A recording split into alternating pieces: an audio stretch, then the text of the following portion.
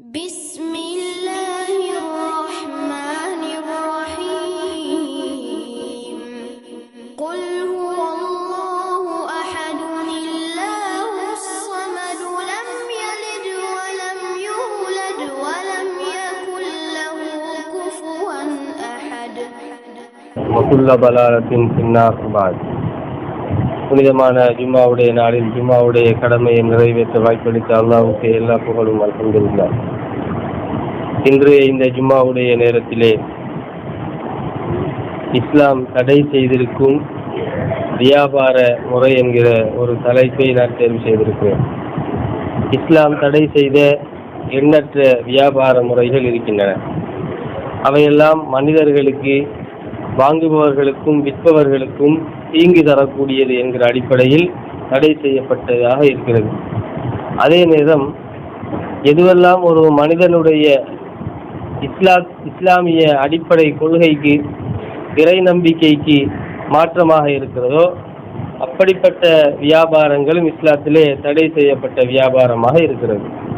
இப்போ ஒருவர் தன்னுடைய வீட்டிலே இருக்கக்கூடிய ஒரு சீமந்தியை, மண்ணை, கல்லை எடுத்து ஒரு சிலையை செய்து, ஒரு சிற்பத்தை செய்து அதனை விற்பனை செய்கிறார் என்றால், அந்த பொருள் அவருடைய சொந்த செலவில் உருவாக்கப்பட்டிருந்தாலும் அது இஸ்லாத்திற்கு எதிரானது, ஷிர்கானது, ஹராமானது என்கிற அடிப்படையில் அந்த விற்பனை, அந்த வியாபாரம், வாங்குவதும் விற்பதும் ஹராமாக ஆக்கப்பட்டிருக்கிறது.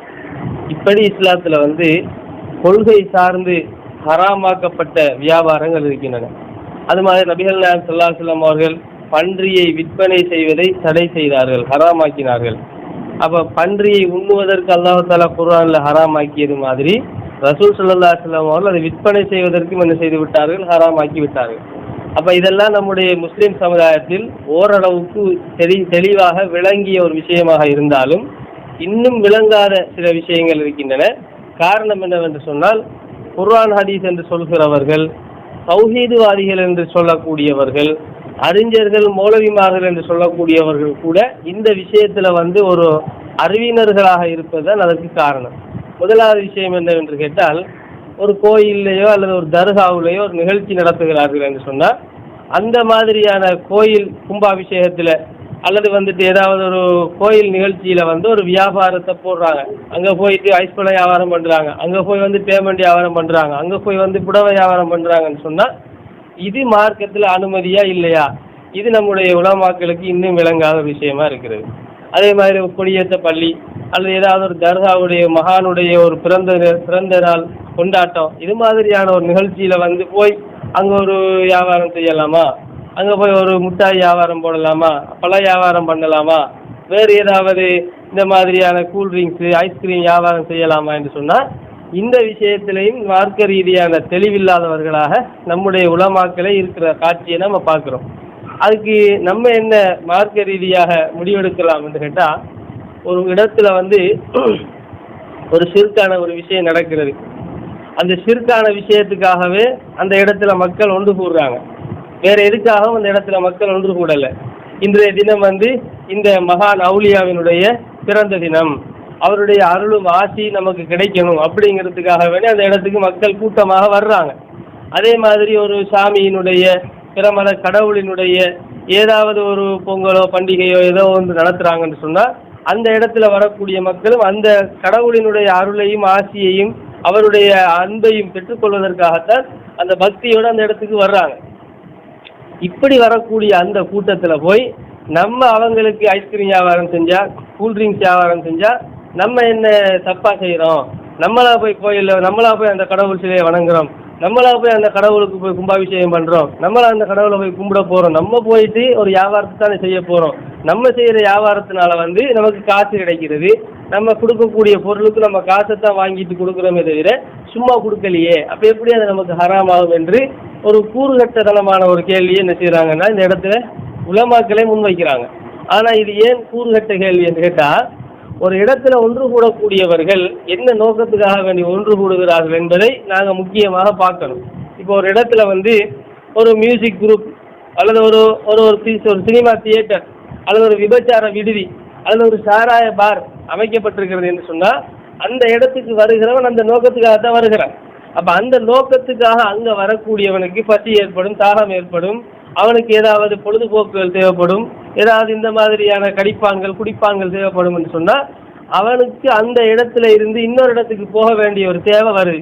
அப்ப கொஞ்ச நேரம் அந்த கடவுளை விட்டு தூரமாகி அந்த சிலையிலிருந்து விலகி வெளியேறி வேற தூரத்துக்கு போய்ட்டு அவன் டீ குடிக்க போகணும், வேறொரு இடத்துக்கு போய்ட்டு அவன் வந்து ட்ரீட்லாண்டி குடிக்க போகணும், ஒரு சிற்றுண்டி சாப்பிட போகணும் என்று சொன்னா நம்ம என்ன செய்யறோம், அவனோட காலடியிலேயே போய் ஒரு கடையை போட்டு நீ எதுக்கிட்ட அங்க போற, கடவுளை விட்டுட்டு போயிடாத, பக்கத்திலேயே கடவுளை பார்த்துக்கிட்டே டீயை குடி, கடவுளை பார்த்துக்கிட்டே இந்த ட்ரிங்க்ஸை குடின்னு சொல்லி அவனுக்கு இன்னும் கூடுதலாக அந்த சிறுக்கை செய்வதற்கு நாம் என்ன செய்கிறோம், ஒரு ஒத்துழைப்பு கொடுக்கிறோம் என்பது இதுல பளிச்சென்று தெரியுது. அதே மாதிரி நம்முடைய முஸ்லீம்கள் என்ன செய்வாங்க, தௌஹீத்வாதிகள், இஸ்லாத்துல தௌஹீத்வாதிகள்னே சொல்வதற்கு ஆதாரம் கிடையாது, அப்படிப்பட்ட பேரை வந்து இவங்க வச்சுக்கிட்டு தௌஹீத்வாதிகள் என்று சொல்லிக்கிட்டு என்ன செய்யறாங்க, இந்த கொடியேற்ற பள்ளியில போய் இந்த மாதிரி மிட்டாய் வியாபாரம் எல்லாம் பண்றாங்க. கேட்டா என்ன சொல்றாங்க, நாங்க என்ன அவுலியாவையா நாங்க போய் வணங்கினோம், அவருடைய பரக்கத்தை பெறுவதற்கு நாங்க போனோம், அங்க உள்ள மக்களுக்கு நாங்கள் வியாபாரம் செய்ய போறோம் அப்படிங்கிறாங்க. இப்போ நல்லா யோசிச்சு பாருங்க, ஒரு சில மனிதர்கள் இந்த மாதிரியான கொடியேற்ற பள்ளிக்கு போவதற்கு பல காரணங்கள் இருக்கிறது. வெறுமனே கடவுளை வணங்குவதற்கு அந்த மகானுடைய அருளை பெறுவதற்காக மட்டும் அந்த கொடியேற்ற பள்ளிக்கு போறதில்லை.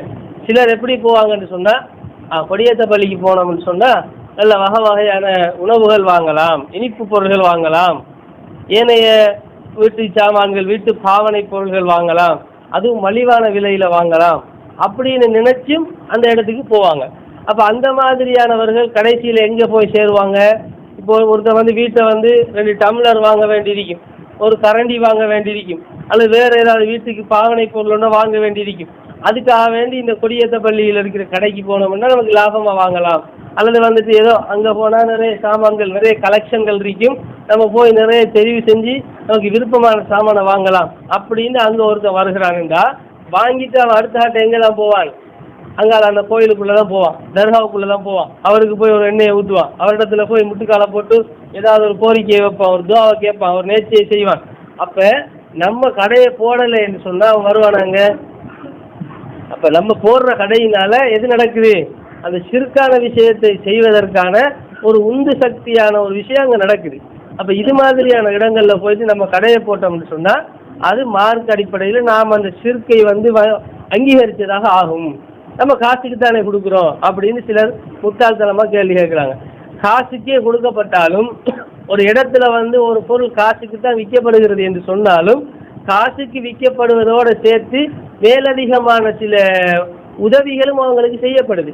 என்ன உதவி செய்யப்படுது, இப்போ உதாரணத்துக்கு வந்து ஒரு இடத்துல ஒரு தர்கா இருக்குது, அங்கே எந்த விதமான கடையும் இல்லை, கூல்ட்ரிங்க்ஸ் கடையும் இல்லை, ஒரு பிளாண்டி குடிக்கிற கடையும் இல்லை, ஒரு வீட்டுக்கு தேவையான ஒரு தட்டுமுட்டு சாமான் வாங்குற கடையும் இல்லை, ஒரு இனிப்பு பொருள் வாங்கவும் முடியாது, ஒரு கடையுமே அந்த ஏரியாவில் இல்லை. அப்படின்னு சொன்னால் அந்த தர்காவுக்கு 1000 பேர் வருவானா 50 பேர் வருவானா? 50 பேர் தான் வருவான். அங்கே போயிடாது வாப்பா, அங்கே குடிக்கிறதுக்கும் தண்ணி கிடைக்காது, ஒரு ஐஸ்கிரீம் கூட வாங்கி சாப்பிட முடியாது, மனுஷனே அங்கே வரமாட்டான்னு சொல்லி எவனும் வரமாட்டான். நம்ம 10 பேர் 100 பேர் 1000 பேர் போய் கடையை போகிற இடத்துல என்ன நடக்குதுன்னு சொன்னால் அங்கே வரக்கூடிய எண்ணிக்கை வந்து கூடுது.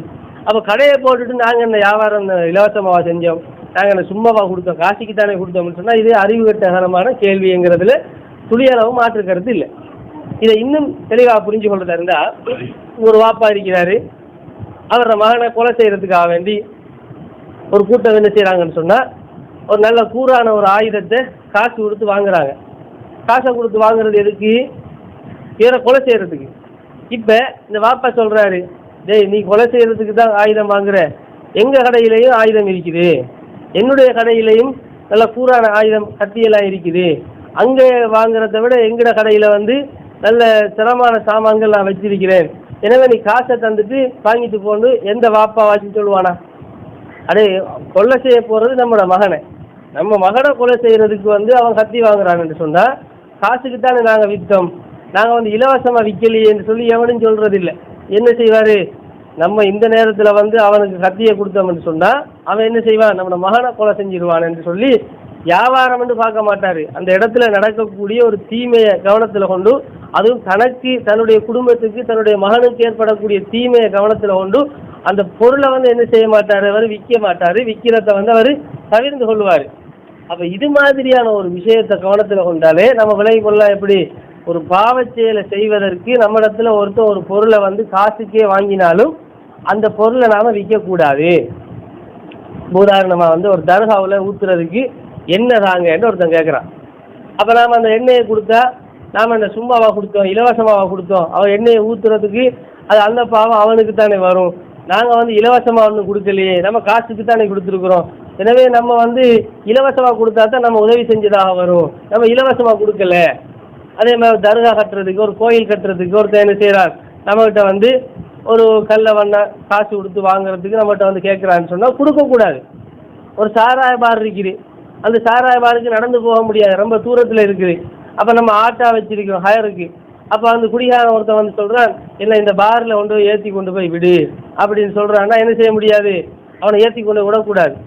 ஏன்? இந்த சாராயம் குடிக்கிறது மார்க்கத்தில் ஹராம்.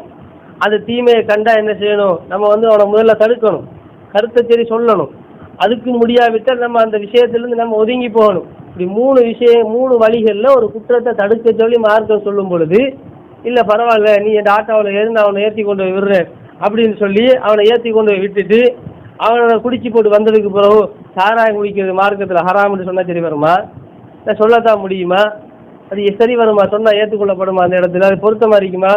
எனவே தான் இது மாதிரி பாருக்கு போக எவனாவது ஆட்டோவில் வந்து ஏறினா, தியேட்டருக்கு படம் பார்க்க போக ஆட்டோவில் வந்து ஏறினா ஏற்றி கொண்டு போகக்கூடாது. நம்ம வந்து காசு வாங்கிட்டு தான் நம்ம ஏற்றி கொண்டு போய் விட்டோம், நம்ம சும்மா ஏற்றி கொண்டு போய் விடலையே என்றெல்லாம் இங்கே என்ன செய்ய முடியாது, பேச முடியாது. ஒரு தீமையை கண்டால் நம்ம என்ன செய்யணும், தடுக்கணும் என்று நமக்கு மார்க்கம் சொல்லி இருக்கிறதுனால அந்த ஹயர் நமக்கு வேணாம், அந்த ஹயர் நம்ம ஓடக்கூடாது.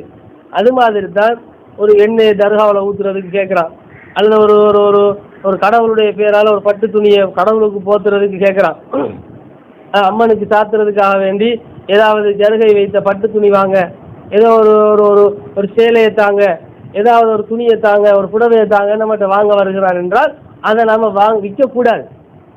நம்ம காசுக்கு தானே விற்கிறோம்னு சொல்லி விற்க முடியாது. ஏனென்றால் அவன் செய்யக்கூடிய பாவத்துக்கு நம்ம காசு இல்லாமலோ அவனுக்கு அந்த பொருளை நாம் கிடைக்க செய்வதானது அந்த பாவத்தை அவன் செய்யும் பொழுது நாம் அதை தடுக்கவில்லை அல்லது நாம் அதுக்கு உதவி இருக்கிறோம் என்ற ஒரு குற்றத்துக்கு நம்ம ஆளாக்குது. அதனால இது மாதிரியான வியாபாரங்கள் இஸ்லாத்தில் தடை செய்யப்பட்டதுங்கிறத விளங்கிக் கொள்ளணும் என்று கூறி என்னுடைய முதலாவது உரையை முடித்துக் கொள்கிறேன்.